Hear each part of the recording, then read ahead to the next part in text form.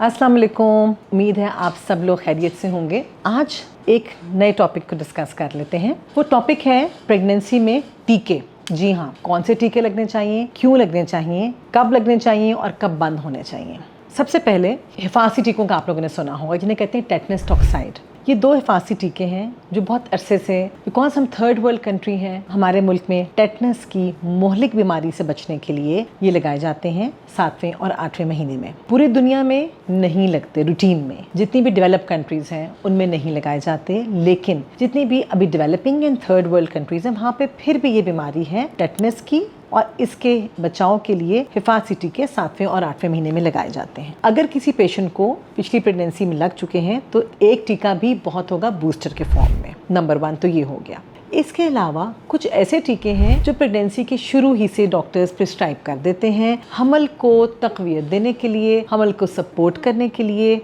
ये टीके हैं, इनको कहते हैं गोनेडोट्रोपिन्स। अच्छा, इसमें कुछ प्रोजेस्टेरॉन्स के टीके होते हैं जो कि प्रेगनेंसी को सपोर्ट करते हैं। आप लोगों ने सुना होगा, छोटा सा टीका होता है, पेनफुल भी होता है, लगाया जाता है हमल के शुरू के अंदर। और इस तरह के कुछ एक्सपेंसिव, कुछ सस्ते टीके होते हैं। मैं टीकों का नाम इसलिए नहीं ले रही क्योंकि ये जायज़ नहीं है। तो कुछ सस्ते से टीके होते हैं, ऑयल बेस्ड टीके होते हैं, शुरू में लगते होते हैं, लेकिन उनके बारे में बहुत सी कंट्रोवर्सीज हैं। लेकिन कुछ और बेहतर अच्छी क्वालिटी के टीके होते हैं जिन्हें कहते हैं ह्यूमन कोरियोनिक गोनेडोट्रोपिन्स। डिफरेंट नाम से अवेलेबल हैं, सस्ते से लेके तकरीबन 2000 से लेके 5-6 हज़ार की कीमत में अवेलेबल हैं, और ये हस्बे ज़रूरत प्रेगनेंसी की सपोर्ट के लिए लगाए जाते हैं। ये भी शुरू के महीनों में लगते हैं, और शुरू के बेसिकली इनिशियल जो मंथ्स होते हैं 3 से 4 महीने, वो ही इंपॉर्टेंट है जिनमें लगते हैं। बाकी मजीद देने की ज़रूरत नहीं होती। बहुत से पेशेंट्स आती हैं, कहती हैं महीने हफ्ते के हफ्ते में लगाते जाएं। हम मना करते हैं, नहीं, ज़रूरत है तो शुरू के 3 से 4 महीने में, और बस। ज़्यादा जो इम्पोर्टेंट मैं इस वक्त बात करना चाहूँगी वो ऐसे टीके हैं जिन्हें कहते हैं डेक्सामेथासोन। अब आपको पता है, हर दूसरे बंदे को आजकल पता है कि जी डेक्सा के टीके। अब डेक्सा के टीके हैं क्या? ये कोई जादुई टीके नहीं हैं। आम ज़बान में कहते हैं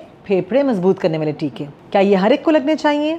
नहीं, इनकी ज़रूरत हर एक को नहीं होती। एक रूटीन सा बन गया है, लोग लगवाते ज़रूर है, लेकिन ज़रूरत किन को है? उन लोगों को जिनमें टाइम से पहले डिलीवरी होने का ख़दशा है। जैसे मेरी बहुत सी प्यारी प्यारी पेशेंट्स आती हैं, लेकिन डिस्चार्ज उनको रहता है, नीचे से स्मेली पानी आना, उनको हर वक्त गीलापन एहसास होना, उनमें चांसेस होते हैं कि खुदा ना खासा टाइम से पहले पानी की थैली ना फट जाए और टाइम से पहले डिलीवरी ना हो जाए। या जिनकी अगर पिछले हमल के अंदर 6-7वें महीने में डिलीवरी हुई भी है, उनमें भी 30% चांस होते हैं दोबारा टाइम से पहले डिलीवरी होने का। इस तरह के जो रीजंस हैं, ऐसी पेशेंट्स के अंदर हम एहतियाती तदाबीर पे ये टीके लगवा देते होते हैं, और बेहतर होता है कि ये 32 हफ्ते से पहले लग जाएं। काम क्या करते हैं कि बच्चे के फेफड़ों में जाके एक खास किस्म का कीमियाई मादा है जिसे कहते हैं सरफेक्टेंट, उसको उभार देते हैं ताकि बच्चा जब पैदा हो तो उसकी बॉडी में, उसके फेफड़ों में इसकी कमी ना हो और बच्चे के लंग्स मजबूत हो जाएं। अब मैं चौथे टीके की तरफ आती हूँ, और वो है क्लेक्सेन का टीका। क्लेक्सेन का टीका क्या है? क्लेक्सेन नाम इसलिए लेना पड़ा क्योंकि लोग इसको भी जानते हैं इसी नाम से। इसके नाम के और अद्वियात भी हैं।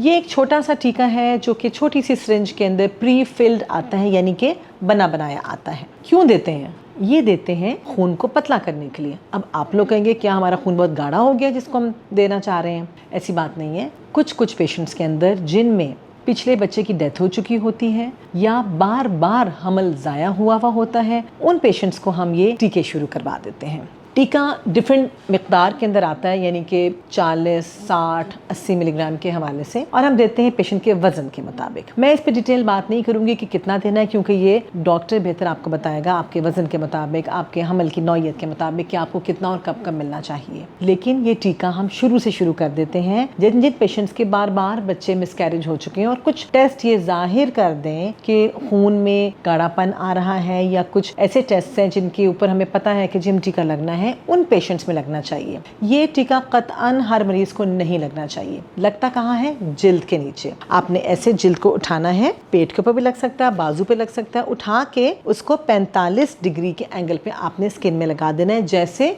इंसुलिन का टीका लगता है। ये टीका पूरे 9 महीने लगते हैं, और डिलीवरी के 5 से 6 दिन के बाद हम इन टीकों को ख़त्म कर देते हैं। बताने का मकसद ये है कि चूंकि ये भी बहुत कॉमन प्रैक्टिस होती जा रही है, तो लगना हमें ज़रूरत के तहत ओवर ट्रीटमेंट नहीं करना, क्योंकि नेचुरली एक्सपेंसिव टीका है। लगाएंगे लेने जाएं, छोटा सा टीका इस कदर एक्सपेंसिव होगा, मुश्किल हो जाता है लेना।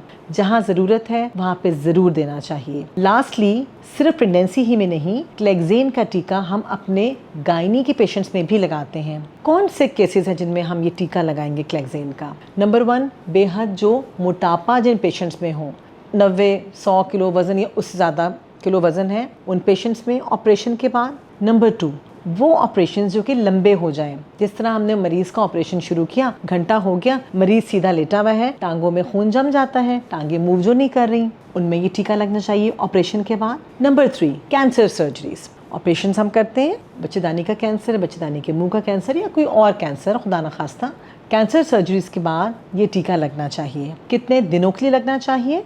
जिल्द के नीचे लगेगा, इसकी मिकदार आपकी डॉक्टर आपको बताएंगी। ऑपरेशन के 10 दिन बाद तक ये टीका लगना चाहिए। हम साइंटिफिकली बात करते हैं, गाइडलाइंस इस वक्त ये कहती हैं कि 10 डेज तक ये टीका लगना चाहिए आइडियली, ताकि खून जमे ना। जमने के नुकसानात बहुत ज़्यादा हैं। वो क्या नुकसान है? खुदा न खास्ता अगर ये खून जम जाता है टांगों में, इसे कहते हैं DVT, डीप वीनस थ्रोम्बोसिस। अगर वो खून आपकी टांग में जम जाता है, टांग की स्वेलिंग हो जाती है, शिद्दत का दर्द होता है और खुदा न खास्ता वहाँ से ये खून का जो क्लॉट है ये टूट के ऊपर ट्रैवल कर जाता है। ट्रैवल करके ये आपके गुर्दों की नालियों में जा सकता है, फेफड़ों की नालियों में जा सकता है, दिल की नालियों में जा सकता है और ये जानलेवा साबित हो सकता है। छोटी सी मिस्टेक अगर हम ये टीका ना दें तो कितना बड़ा प्रॉब्लम हो सकता है। इसलिए खून का पतला करने वाला टीका आपको मालूम होना चाहिए। अगर डॉक्टर्स आपको कहें तो ये ज़रूर लगवाएं, इसमें आपके लिए बेहतरी होगी। Thank you so very much.